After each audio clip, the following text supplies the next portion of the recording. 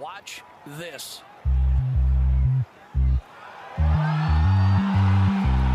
No way!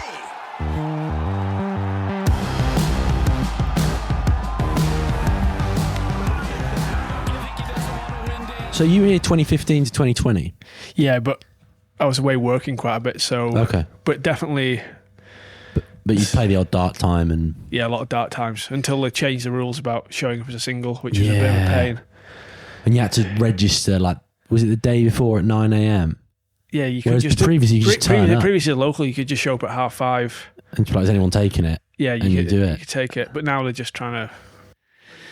It's all just... I don't know. I don't want to... For the dark times, so the St Andrews Links obviously gets extremely busy, particularly in the sort of spring, summer, early autumn. And when you've got a full tee sheet, you'll then have the dark times at the end of the day, which, as the name suggests, means that you're not the links can't really guarantee that a visitor is going to get round in time before it gets dark. And so it's typical that you can't really... I don't think like visiting golfers actually just flat out can book into those unless they're accompanied and they're taken on as a guest by a links ticket holder. And the dark time's always been great for locals who turn up and chance it. And if you can't, fit in a full 18, you only get 14, 15, 16 in. It's not a problem. It's not going to ruin your day. Whereas obviously if you're paying full whack, you'd want to make sure that you have your full 18. So yeah, Clyde and I were just saying that is like such a popular time to play, or was such a popular time to play as a local, because you just sort of, I'd finish a lecture or I'd finish like studying in the library or whatever, and then wander down to the first tee at sort of 5, half 5, 6 o'clock in the summer and say to the starter, any chance I can sneak out now? And yeah, during golden hour, it's like a brilliant thing to do. And I think you were doing the same by the sounds of things. Yeah, and now they get filled up with the ballot, which is fair enough. I still think they're reserved for locals in the ballot process, but you kind of just lose the opportunity to get the same impromptu tea time that you might have otherwise, and it's a great time of day to play. Clyde, come on. Teeth on mic. That's it. You're talking to it. You need to be, really intimate with it's the mic. Uncomfortably close. You want to sort of scratch your nose. Don't worry, there's no COVID going on here. Let's roll into this. Hello and welcome back to an episode of the Cookie Jar Golf Podcast, brought to you in partnership. Do you know who with? Footjoy. Good, Clyde. Good job I got that one right. We are sat here with Clyde Johnson. Clyde, welcome back to the podcast. Thank you. A repeat. And we're sat in the Old Course Hotel in a wonderful library. I'm joined by Bruce Fitzpatrick. Good evening. And Sam Williams. I'm sat here like a competition winner. Just like weird. Like we're sharing a mic because we've only got 3 XLR cables into the Zoom box, so we're sat next to each other, so I'll sit quietly for periods of this. I think the really interesting dynamic, obviously today we've played the Old Course in reverse, which is an unbelievable experience. We got thoroughly wet, thoroughly cold, and had a lot of fun in the process. So I think the whole idea is to try and unpack it a bit. And if I'm honest, I'm finding it quite tricky. There's quite a lot to take in, but I think we're quite lucky in the sense that Bruce... Yeah, you've been here for years and played a lot of golf on the links as a student.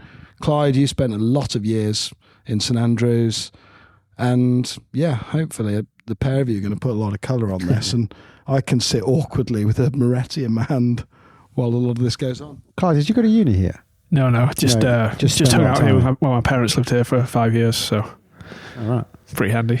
How many times do you reckon you've looped here? Yeah, probably about 100 times probably played. How many have you done? Yeah, I'd like to think I've got triple digits. Really? I think.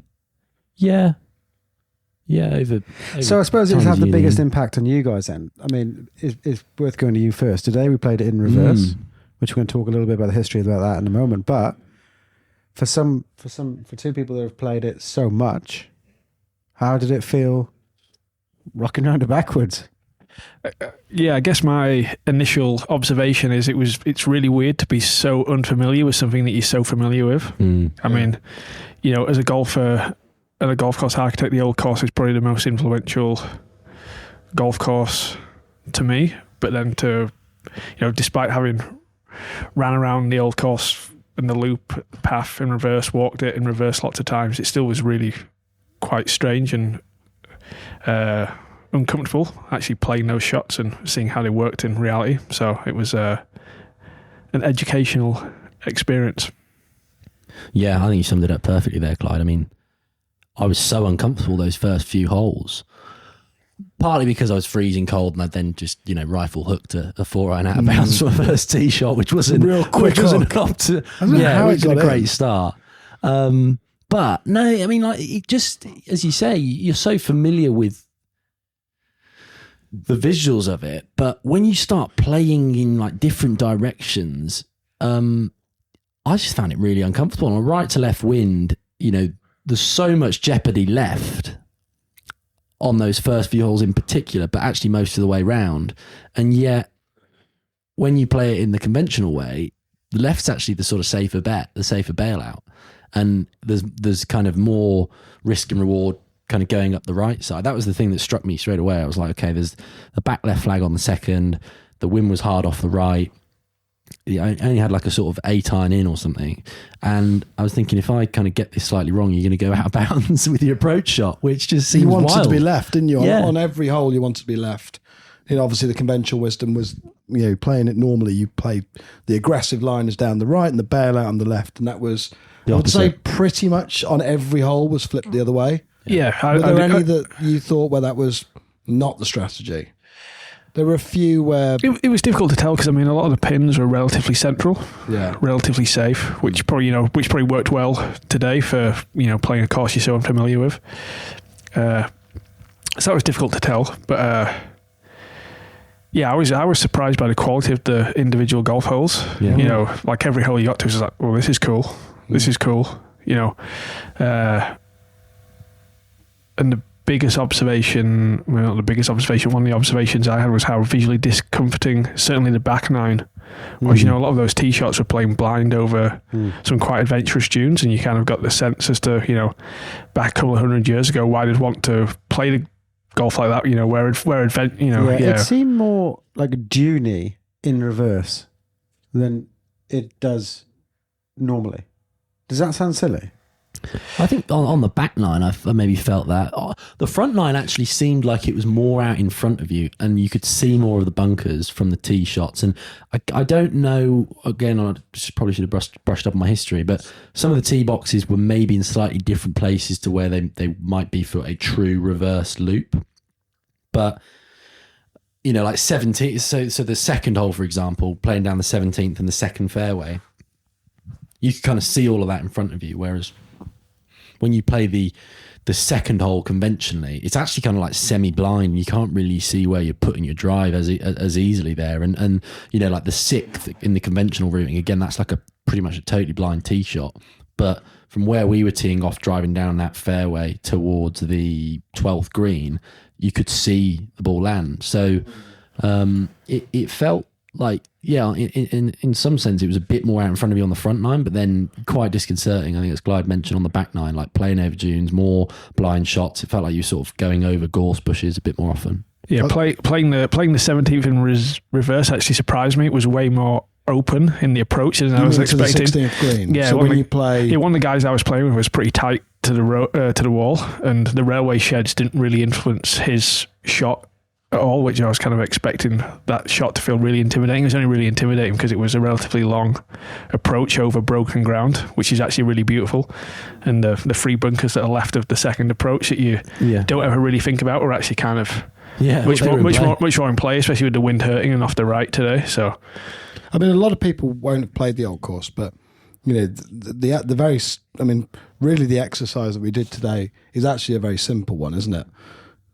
The strangest part really is the first hole, which is where you played to the road hole green from the traditional first tee box. So rather than playing to a very shallow and wide green, you're playing to a ridiculously narrow green benched into the side of the road. But the strategy where that you've got to attack it from the literal very, very far left edge of the green to try and remove any sort of jeopardy from the shot.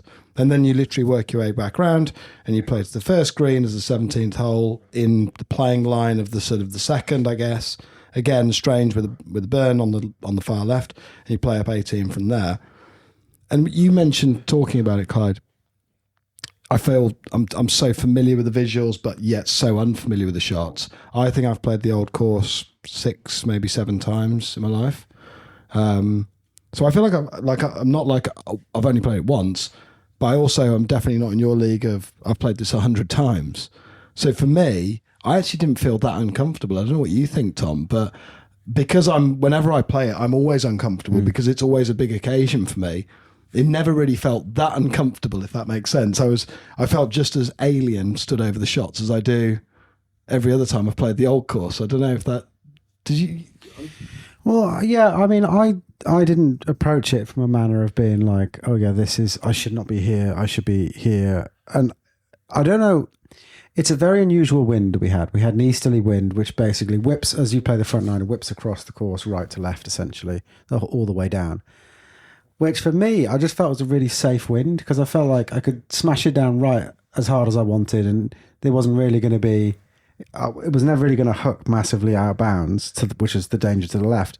And on the way back, you're on the left side of the course. Even though it's whipping off the left, you're never really going to be right enough to be out of bounds. So I felt like it was a really safe wind to play in, even though it was like 30 miles an hour. Is that stupid, or have I just... I kind of see what you mean. I mean, I hit a few shots at that safe right side. I thought I was being safe for the first few holes, and all of a sudden I thought the approaches were quite a bit harder because through the first few, the pins seemed to be tucked sort of middle left or back left as it was on the second. And then it felt like the group ahead was right in the firing line at that point. So I think as we were talking about it maybe 6 or 7 holes in, it felt quite scary or a bit dangerous in that you were just sort of, you were firing shots down almost down the line of the fairway, sort of on the inward loop as we were playing it today, because that wind was off the right. So you're firing it at groups that were walking towards you, and then you were like hitting your approach shots. And if you overcooked it, you thought you were going to run in, bounce the ball into the group that was teeing off on the hole ahead of you. So it felt quite that's the old course normal way around, is it not? Though, I mean, there's this thing where you don't shout. Like, there's not much shouting. No, they don't shout. The caddies here, I think, are quite deliberate in like they won't shout if the ball is not going to hit you. So if it's like a few yards left or right of you, they won't shout in case you walk into it. And also because it's so busy, I think it would be quite commonplace anyway. You make a good point there. It was like Dunkirk out there. Anyway. Yeah, it was like Dunkirk. The traffic management around the loop was pretty interesting. To see how those holes functioned crossing over. So, what was your thoughts on the loop? I thought the loop that played really different. Yeah, that was a big difference. I mean, playing back down 12, that's the hole that it's most easy to visualise when you're playing normally. When you're on the 12th green, you look back, it's just like, oh yeah, I've walked past all these bunkers that are blind, in the direction I played it normally. Which was probably why that hole was maybe a little bit underwhelming, because I knew what was coming. But it was you can't see the bunkers anyway. The way we were playing them now, you think they're going to be right in front of you, but then you're like, I can't really actually see any them. No. Yeah, no, I'd agree with that. So played a bit funky on the wind for me as well. Sorry to jump in, but I thought, 12th, for anyone who's not played the old, is a 310 and 320 yard downhill par 4. So you can either big hitter gun it at the green, or you sort of pull something left with an iron off the tee into some safety and avoid the bunkers. So I thought, well, I'll just blob a little 3-iron down here and then hit a mid-iron up. I hit a 3-iron, must have gone in that wind probably no more than about 105 yards. Then you hit a 3-wood, and then I roasted a 3-wood, stuck it into, is it Hell Bunker, Bobby Jones's bunker? Cottage? Bobby Jones' bunker. It's the one just in tight to the green. Just Hell's on the 14th. Yeah, not Hell, no, sorry, Shell. It's not Shell. It's Cottage. It's Cottage bunker, okay. Yeah. Do me a favour, Tom, in the edit. Look after me there. Yeah, it played long into that wind. So I think that hole was very deceptive on that wind, because the prevailing wind, you would never play it like that. Yeah, but then from the Eden Green, you then play across that. That's our 7th. Yeah, so you play from 12 Championship tee back across to the 8th green and conventional. To the 10th green. Yes. When you first come across, that was a pretty interesting, because there's some really interesting hazards in the foreground there. Yeah. Probably a little bit more, maybe very similar in interest to the normal 8th. Yeah, a lot longer. He seemed to be playing a lot longer though, because I hit Freewood into that. It was on 165, but that pin was right at the front, and it was right in into and off the left. So you just thought, I've got to have enough club. Because as you say, there's so many hazards in the foreground, bunkers and kind of thick marram grassy kind of It was better than a traditional eighth, wasn't it? I mean, you wouldn't build a par 3 like the conventional eighth. I've got a lot of time for the conventional eighth. I think the pot bunker and the shoulder on the approach make the front pins really interesting. Bad about the old course when you sat here, though, Clyde. I feel like any time I try and speak up in this, you're going to go, I can't knock that. No, but there's way more variety to the pin locations there. Do you think? Partly because of the size of the green, but when they start putting the pin on the back shelf there, that makes it really interesting because it's so hard to get up to it, and if you get up to it, good chance you go long and back down the 10th fairway. Kind of hidden, and then you're dead. It always feels like that's always kind of semi-hidden, that shot. Or they took the pin behind the pot bunker on the left, or they took it to the right. It's just a slight, I just thought it was a very nice par 3. I don't want to go toe-to-toe with you on that one, but it felt like it was a very, very good par 3 played from the 12th tee. I think 9 was probably the most similar hole. Yeah, I think how you perceive that hole relative to the normal one is all about your ball flight and the wind direction on the day. Yeah, I mean, that kind of if you're hitting a cut, playing in reverse probably suits you there because you just aiming it out left and then just sliding it in behind the bunkers. Where if you play a draw, you'd probably rather play it the normal way around and play the hole similarly. I'd think. Yeah, but it was you kind of then go. 10 kind of comes back. 11 I thought was the one that we played, 11, which is obviously kind of like reverse 8, but majestic little par 3. Shorty, like 170. Really nice. Really lovely. That's a great green. You're looking at me like I'm an idiot. No, I'm just trying not to sneeze here. You can sneeze. I'm trying not to sniff and sneeze because we've got pretty wet and cold out there. So I thought that was a down really, the next couple of days.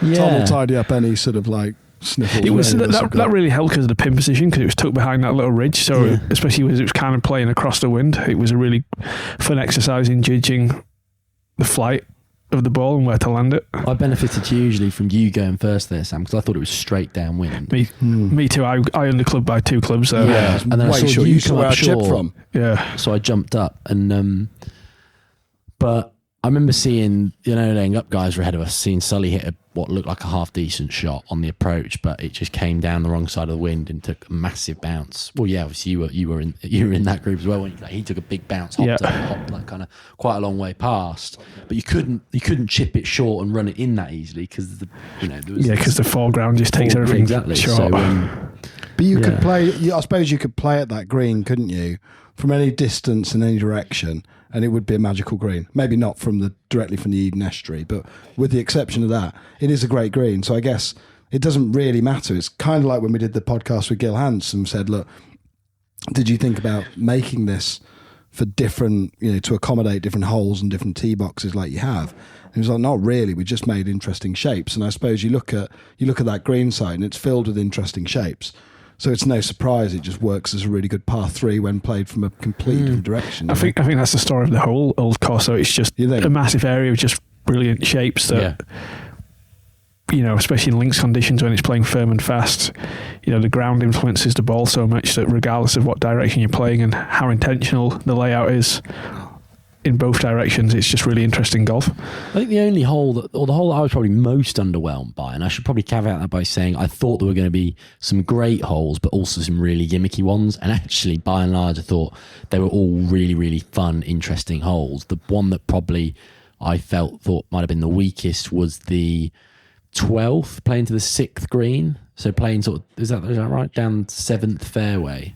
Yeah, that's right. Yeah, that was a really strange look from that tee. Over a gorse bush just to the 6th green. I kind of felt like there's a couple of different options you could maybe take on the tee shot, but then again, not really because there was quite a lot of gorse, even once you carried the initial bit, and then you sort of left with like 130, 120 or maybe 150 yard shot. Kind of over the gorse bush to quite a wide green, and they just I don't know, that to me didn't excite me in the same way the next hole did, where there was just more intrigue and you really had to think about the tee shot because of the bunkers, and if you could take it over the bunkers like you did, Mills, you could open up the green and see a lot more of it. And the 13th, 5th double green complex is still really interesting despite the fact that it's massive. There's you can do quite a bit with that. I thought 11, 12, 13 was the stronger stretch on really on the reverse route. I don't know, Clyde, what did you? Just while we're on that subject with the 13th green, I really enjoyed playing back down the conventional 14 in the opposite direction. I didn't hit a very good drive, so there wasn't that much of a strategic choice for me to take. But if I'd hit a good shot, it's fairly penal going on a direct line to the pin. You had a kind of choice of do you lay back close to the birdies or do you go way out onto the right onto the conventional 5th fairway, especially with the pin tucked behind the shoulder on the left where it would be for an open. So that was a really good pin, wasn't it? Yeah, it was really cool. Yeah, it was. I just thought that whole stretch. I mean, and I found that the 13th that we played in reverse kind of made a little bit more sense than the 13th. Is it 13th or 14th? As it's conventionally played. That you played normally. Well, you have a spine of bunkers almost. You've got to come and then you go over it. Yeah. What, where you drive into that sort of blind? Yeah, and you two were a bit shorter than me. Yeah, and I just went a little bit further, and suddenly I saw everything, and you guys saw nothing. Thought that was a great hole.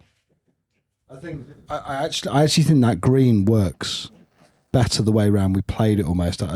Maybe that's just because I hit it twice. You can do it both. I think you can do it both ways. I think it was great playing it as a long one into a left flag, though, is what I'm sort of driving at. Yeah, and then playing to that left flag. Usually they're the other way around, aren't they? Those flags that you're playing to. It was just very cool. It gave you a real appreciation. I mean, you see it anyway whenever you play it. You're struck by the size of that green. The normal 13th hole is a really good hole. I think it's one of the most underrated holes on the old course. It's really compelling. Like strategically off the tee, it fluctuates massively depending on pin location, how you think about playing that hole. I actually didn't think that was, playing the way we played in reverse. I didn't think it was that different to playing the 13th normally. It was just a little bit mirror imaged. More of an askew angle. You're kind of worried about the two bunkers in the centre that are really deep and a shot penalty really, and you're kind of playing over broken ground into the green, just different type of broken ground.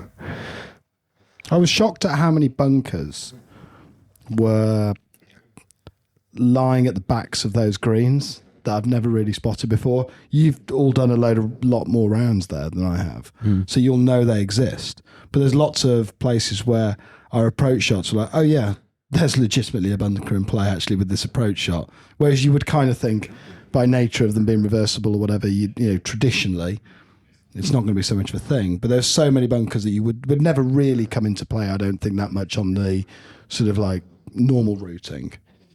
That all of a sudden they were pointed back, and it was like, oh yeah, wow, this is where it needs to be. But it works so well for the normal routing too. Yeah. It's so often like, partly because of the nature of the wind, I ended up behind what's normally the 6th green, and you kind of just thinking I've had the shot 100 times just putting up through the trough back towards the pin. So in some ways there was more familiarity than I perhaps described at the start. I thought closing stretch was pretty strong. 16, 17, 18. I thought 17 playing to the first green essentially. That was a really interesting shot. Yeah. I think how you approach that might have been different. If the approach as we played it in reverse was maintained at fairway height versus semi-rough, because the back of that first green, which is higher when you play it conventionally, suddenly becomes, I've got a really small spot to land on there and let it release down the slope. Yeah, before it goes into the water. Yeah, if it was fairway height, then you'd be thinking, you'd be landing it 15 yards short and taking that risk out of it. Yeah. So you were so far over on the right. What happened?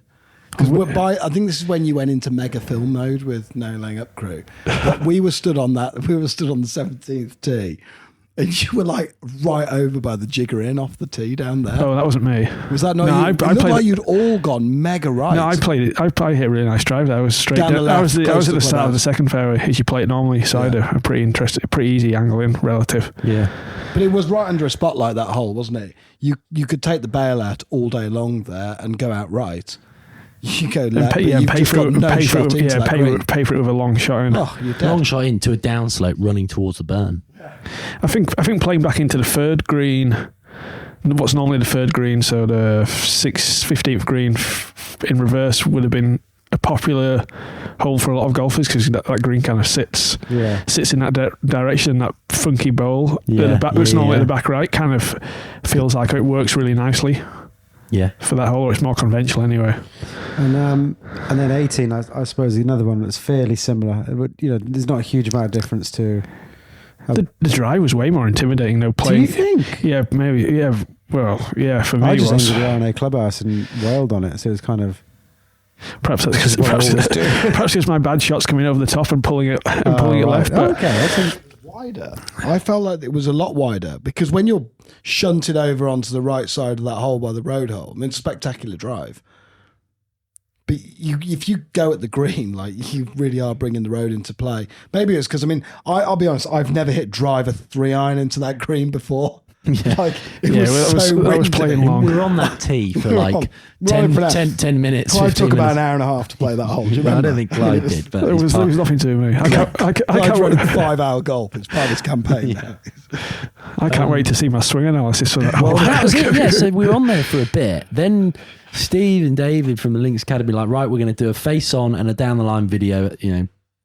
One of them behind each camera angle. And then we'll send you a video of your swing with some analysis on after the round. You're thinking, bloody hell, like this is a stressful enough drive as it is. Not being able to feel my fingers or hold on to the club. Wet. And now I'm being told that my Freezing swing's going to be cold. torn to shreds later on. Right, let's do a couple of bits and bobs. We're going to talk about some more existential things in a moment, but I'm going to put you on the spot. And I'm going to start with Bruce because I want to give Clyde some time. Bruce, favourite hole on the reverse routing of St Andrews Old Course? Oof, that is tricky. I would say The tension is. no. I really like I can go on one. this.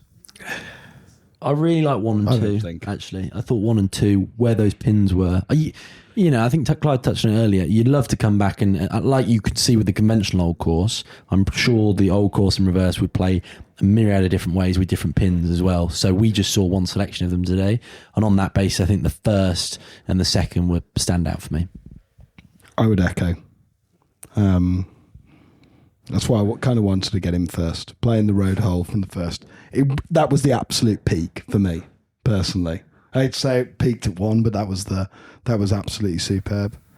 That's, The rest of it that's felt- probably my answer too. I mean, it's just one of the best greens in the world. It's just Yeah. like whatever angle you're playing from, it's so thought provoking. Where do you go for it?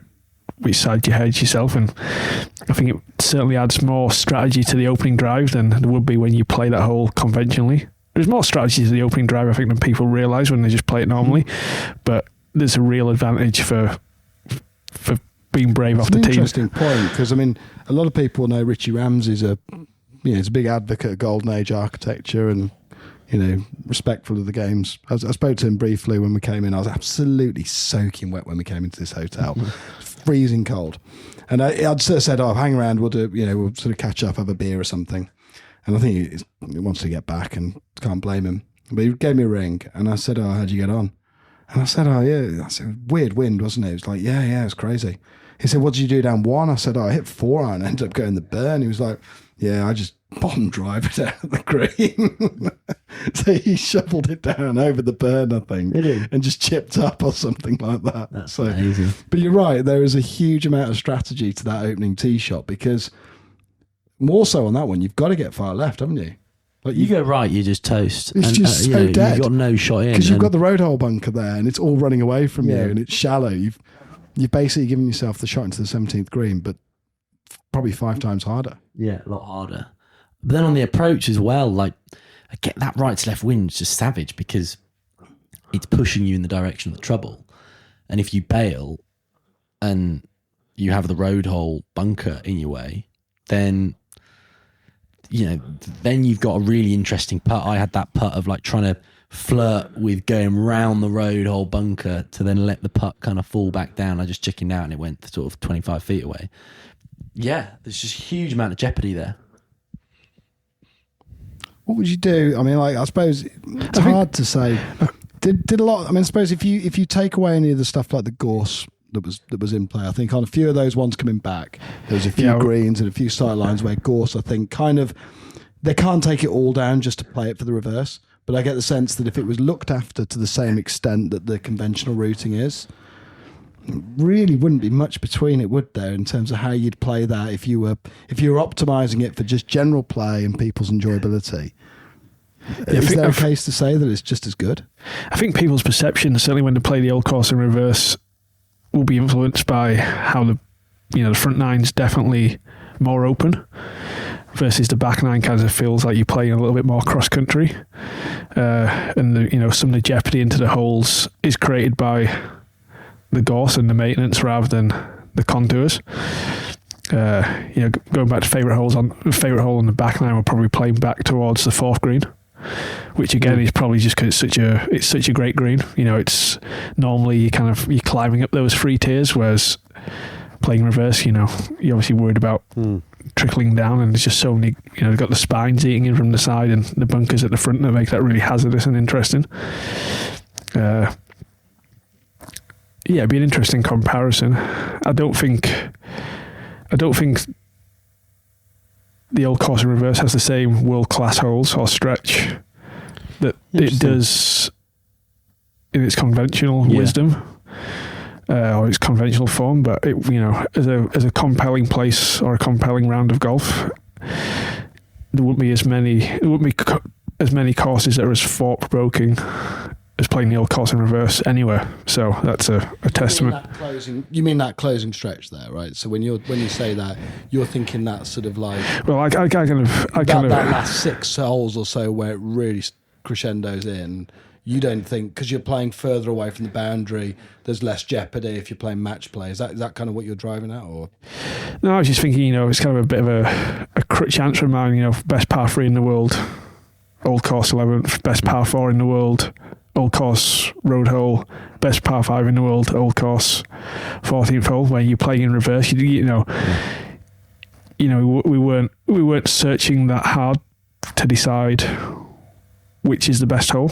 Quite searching quite as hard. Maybe that's because in mine and Bruce's case we're not as familiar. It's kind of falling in love with a golf course, having played it 100 times versus playing it once and so differently to how you're used to playing it. I totally echo that sentiment, though, Clyde. I think you hit the nail on the head in that.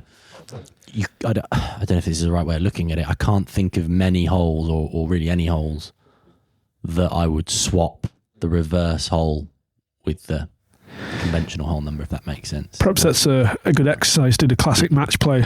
Match play against holes. The first on the reverse was kind of what we all went to. But other than that, Well, 2 on the reverse is really, really good, but 2 on conventional is it's a great hole. Yeah. So it's kind of like, it's difficult, isn't it? I mean, what we haven't talked about, I'm going to read this briefly, just because I feel like I had to.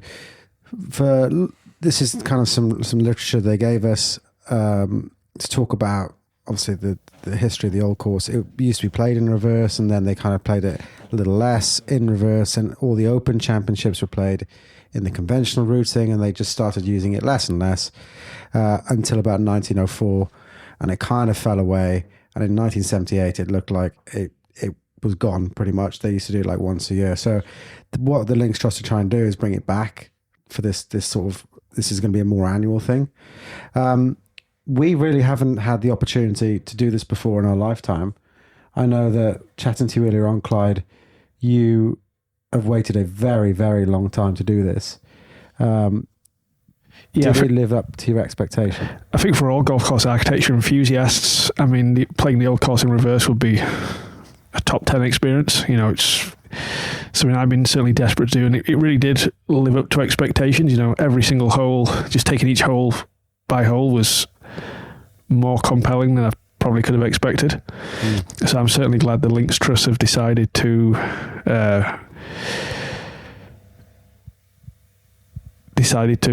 reopen this opportunity up to people, and hope to continue to do that. Because even when we're doing the hole by hole, or we're doing the comparison there, we might have seemed to be coming across a little critical, but we're comparing it to the best or one of the best golf courses in the world when we're doing that comparison. It's a tough benchmark for it to be. Yeah, it's hard for it to just come out of the embers and all of a sudden go, bloody hell! It's 1-3 up in a match play environment. So if you were giving someone 10 rounds on the old course, you might say 7 conventionally, 3 in reverse would be a pretty fair split. It's a pretty good split. To how you'd want to play it. The old course is already really, really, really varied in its normal layout, so even more variety, why not? Bruce, did it live up to your expectation? Yeah, I mean, if we just say it how it is, you really can't think of more vile conditions to play golf in than what we had out there today. And on the receiving end of me as well, that's tough. I knew we couldn't help but pigeonhole a reference to Sam Williams' golf in there. Yeah, you did play well. I'll give you your dues there. But no, it was like 25 mile, 30 mile an hour winds. I had 5 layers on and was shivering the whole way around. Mills, you were even colder than I was. I mean, I felt really sorry for you. The rain started coming in and it was proper pea soup for the last 6 or 7 holes. God, it was tough. And I'm so glad that I got the chance to go out and play that and share it with you guys because, it's just an opportunity that's so rare and it's like the most famous golf course in the world. And to think that we could play it in reverse, you can't think... There really aren't many other golf courses I imagine out there that you could do that with. It's just a testament to just the layout and obviously, the vision that Links Trust have had and kind of keeping in mind that the sort of history of this place. And it was brilliant. Despite the absolutely rancid weather, it was a brilliant day. Echoed.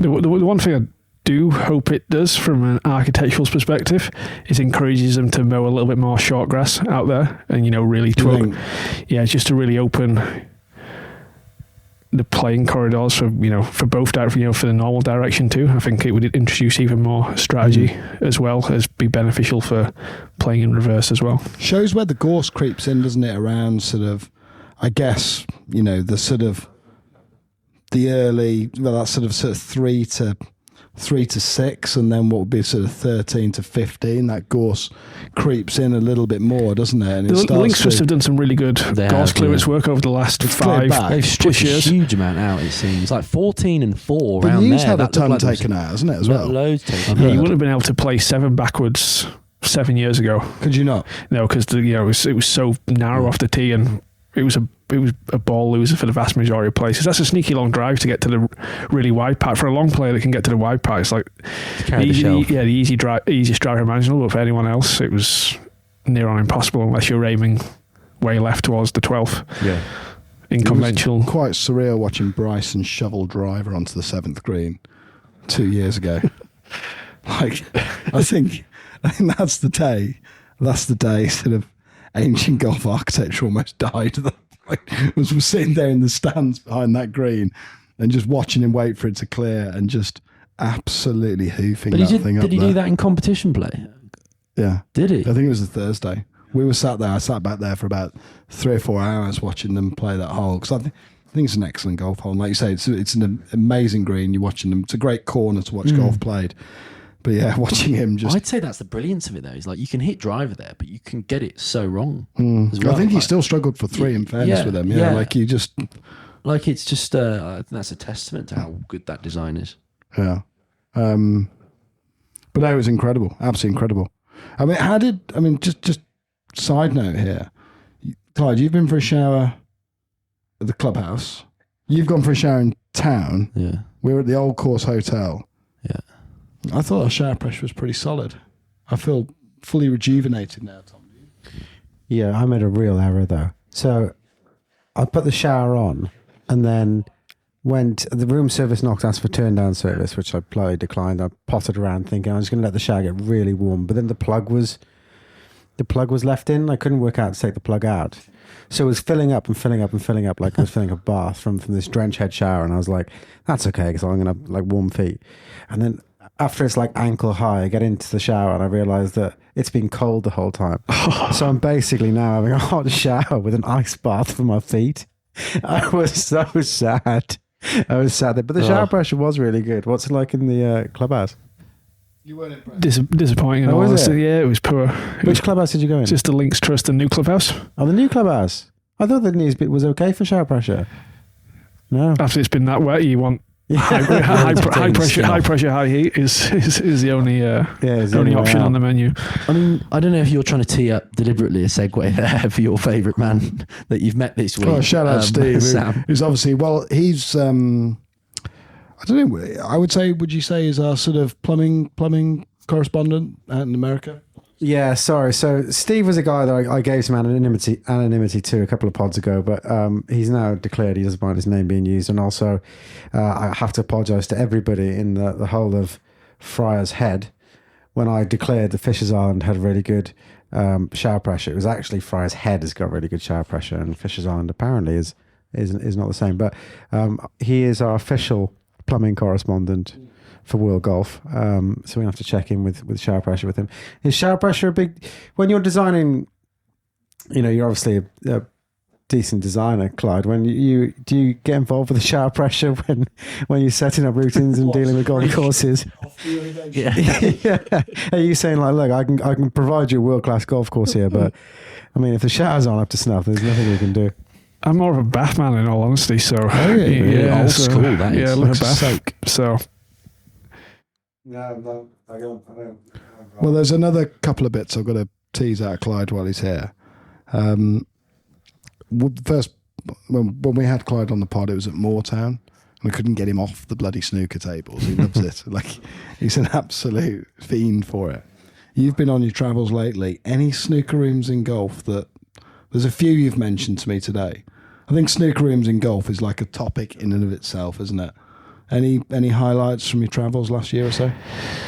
I haven't actually picked up a cue since we were at Moortown. So have you not? No, I don't get to play as much as I'd like to. Is that because it's just a dearth of snooker tables at the golf clubs and courses you've been working on recently? Or? Yeah, I think so. I was at Kennemer last week. Yeah. They had a tasty looking snooker room. Didn't feel just playing. Didn't feel obliged to go and take the covers off, but I would have loved to. You'd love to. That would give Moortown a good run for its money, won't it? Yeah, still I haven't a long time since I've been to Silliff, but I was the snooker table at Silliff's pretty handy. Is there one there? Yeah, there used to be when I was a kid. I used to go up there a lot. Really? I thought Appleby had a really good snooker room. Yeah, with the little white panelling that just sort of sits in there. That was quite nice. No, of course, we talked about it. Didn't realise St Andrew's Club. New club. Yeah, St Andrew's Club's got a... Yeah. Do the new have one as well? Not sure. I think I think so. Yeah, they play competitions between each other. Yeah, they must. Yeah, they do. I'm not sure if they got one or two. Has St Andrew's Club's got two? Or yeah, one? two.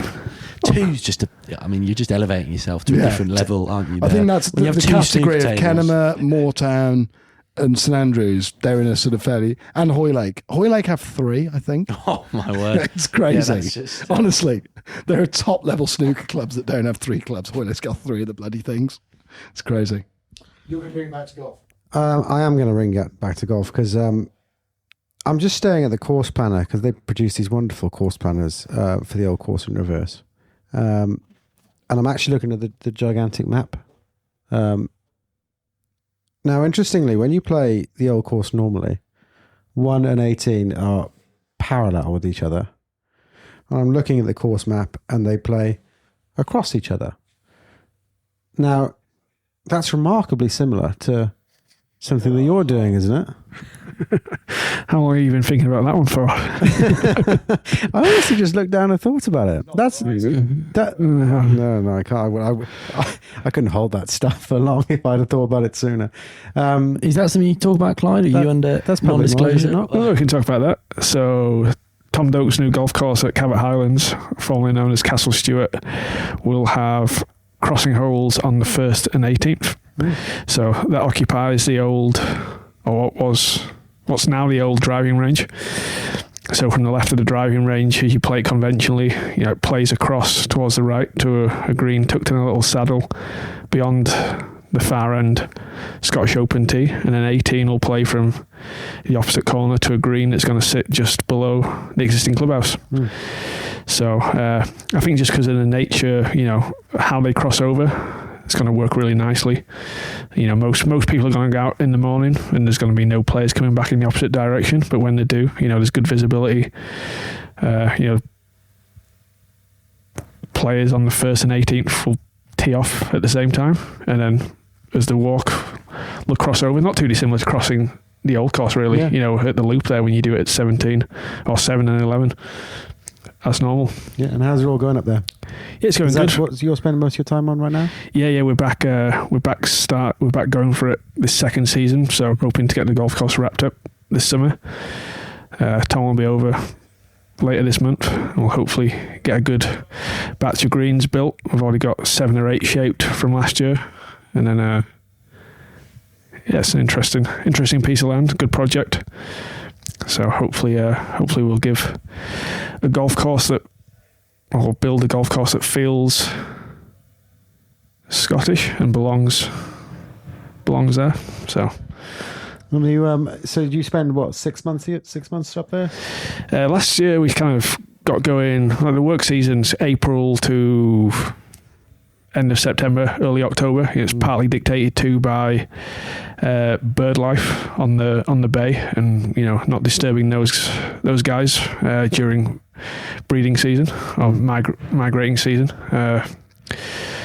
So we've kind of started again. We've been working up top on the old driving range, so we've been able to get started a little bit earlier, and then 1st of April today, so we'll move back down to the bottom and keep progressing down there. Yeah, and the driving range itself is going to be quite a cool little thing, isn't it? Yeah, we built that last summer. That was really important to that was really important to the client. So built a new driving range which is adjacent to the old driving range.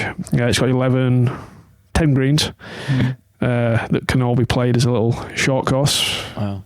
As a conventional drawn out routing, but it was a pretty interesting project. It was challenging because it chases downhill, so you kind of had to make the greens still visible from the tee while thinking about surface drainage between them, and there was like a mains power cable coming, running through that site as well that we didn't want to disturb or hit. So all the greens that were built on, were based on mostly infamous, but some famous Scottish links greens. Really? Some obscure ones. Like there's you haven't gone full CB McDonald, have you? No. There's really pretty obscure. So like one's based on the second on the Isle of Harris, for example. Oh yeah. One's the second at Macrahanish. The one more famous one's the 17th at Muirfield. 16 at North Berwick. So love the fact Isle of Harris. I mean, it just goes toe to toe with the absolute best. Isle of Harris is a cool spot. Those little touches. Isle of Harris is that's genuinely one of the best courses I've played. Is it? Will you put up there? It is. Well, I mean, how many bad green sites are there at Harris? I would say not one. Not many. The third green's an amazing green. Then you play back up the hill. The par 3, there's the head greenkeeper. That's the fourth, the par 3. Yeah, so the it's pretty wacky. The head greenkeeper, it used to be just one small punch bowl green that was blind, and he was like, "Yeah, I just thought it would work better if I just mowed it all in as grass and like closely mown green." And now there's a series of like 4 or 5 bowls you play to. It's like this guy's a legend, Jimmy Dunn or something. He's Harris is quality. Really enjoyed it. Just finally, Clyde, because we've taken up far too much of everybody's time, and this is probably and it's probably the hardest podcast to follow in history because we've just been talking about April 7th. It's kind of like the 12th background. Anyway, you've obviously played a lot of places, and you work on a lot of world-class golf courses. Do you still find that, if you come here today, for instance, and you play here, are you still managing to learn from the course and take stuff in that you can use moving forward? Oh yeah, for sure. You're always learning or always refreshing that photo memory bank of cool golf features. Because just to remind, if anyone who didn't listen last time, you've played like 1 million golf courses, haven't you?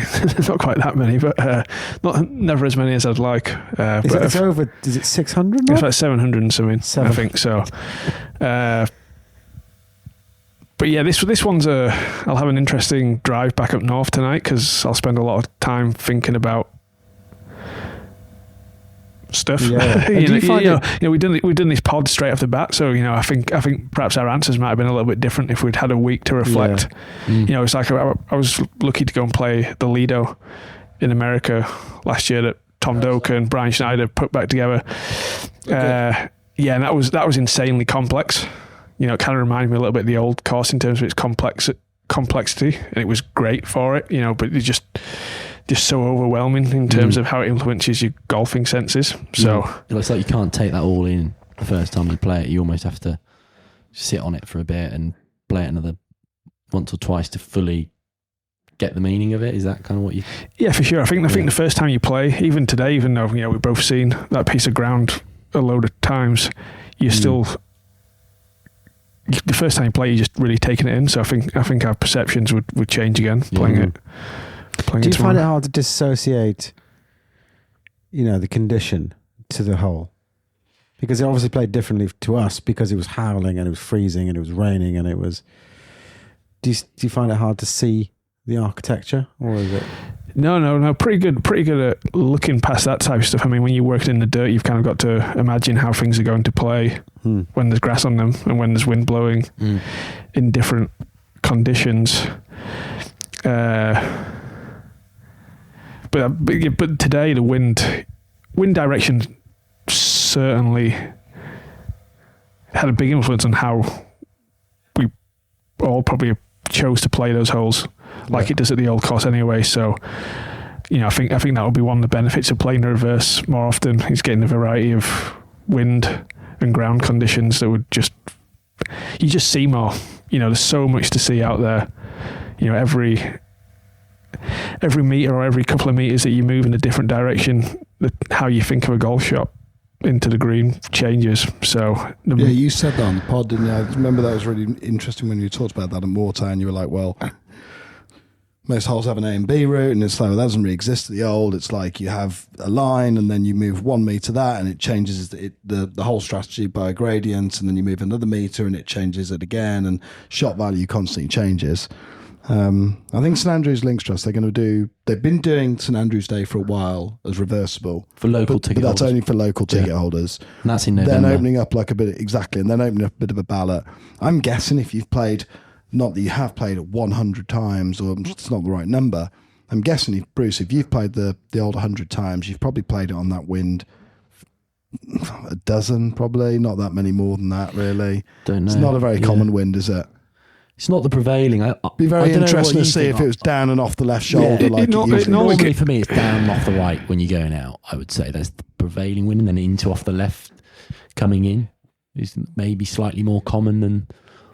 My experience is it normally always comes off the left, off the west. Whether it's into or helping. It normally helps and off the left on the way out. Oh, really? Okay. That's how that's my general experience. Right. But. Yeah. Almost over the hotel and down to the loop, that sort of direction. Yeah, but it's really one thing that's underrated is how subtle the direction changes are on the old course. From the first tee to the third tee, there's actually that change isn't that subtle, but it feels subtle because you're in amongst the buildings. It's really hard to work out the wind. But then even as you're heading out, and then you get to the loop, so it bends around a little bit. You kind of get a taste of what it's going to be like on your way back home. For 2 holes. Yeah. And then you have to forget about it really quickly for the next 2 holes. Any passing thoughts, gents? What a world-class experience. No, I think almost reflecting a lot, aren't we, really? I think we owe obviously a big thank you to the St Andrews Links Trust for giving us the invite and putting on just a great couple of days. We've obviously all given it rave reviews, and hopefully more and more people could get the chance to experience it, because it is it's a special place, and it's one of the best, if not the best, golf course in the world. And to play it in reverse, you just feel very, very lucky. So hopefully it continues. Yeah, and thank you, Tom, for filming it all whilst getting thoroughly soaked. How do you feel about how the YouTube film's going to look at the end of this? It's certainly not going to be as productive as No Lane Ups. They had a team of 3 guys? Yeah, those guys were on it. I think they had 2 permanent guys and a local guy that was filling in, getting shots from behind the green. There was that guy with that back brace sort of, crane thing that was. Yeah, that was how. I'm not sure. Bit of kit, I'm not sure it was doing much image stabilization for him in that wind. It was, it was, and all the video stuff's going to have like that whistling sound as wind goes through. Yeah. They've been saying that you were really dragging your feet out there. I was too busy getting out of all the shots. Clyde, thank you so much for joining us. I know you need to bolt on back up north. And gents, it's been a wonderful experience, and hopefully we'll get to do it again sometime. Sounds good. Until next time. Adios. Watch this.